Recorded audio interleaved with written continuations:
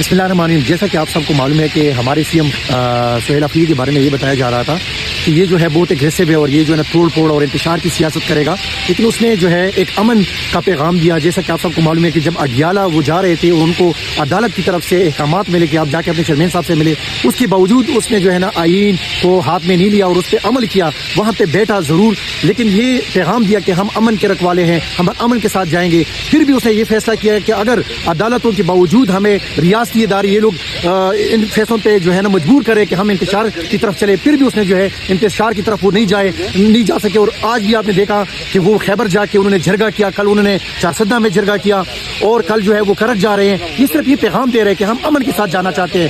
ہاں، لیکن اگر ہمیں مجبور کیا جائے گا تو پھر جو ہے نا ہم امن کے جھنڈے کے ساتھ اسلام آباد کا رخ بھی کر سکتے ہیں. لیکن اس سے پہلے خیبر پختونخوا کے امن کے حوالے سے کام کرنا ہے، یہ آپریشن رکوانا ہے، پھر ترقی کرنی ہے. اور اگر پھر یہ ہمیں روکیں گے تو انشاءاللہ ہم اسلام آباد کی طرف عمران خان کی رہائی کے لیے اور اس امن کے لیے اسلام آباد کا رخ ضرور کریں گے. سر، رانا ثناء اللہ نے کل پروگرام میں کہا کہ سہیل افریدی صوبہ سنبھالنے کے لیے نہیں آئے، اس کو پتہ نہیں کس مشن کے لیے لگایا ہے، اس کو شہادت کے لیے، یا اس طرح کے کچھ الفاظ انہوں نے کہے تھے. اس حوالے سے آپ کیا کہیں گے؟ دیکھیں، رانا ثناء اللہ صاحب تو یہی کہیں گے نا جو ان کو احکامات ملیں گی کسی جگہ سے.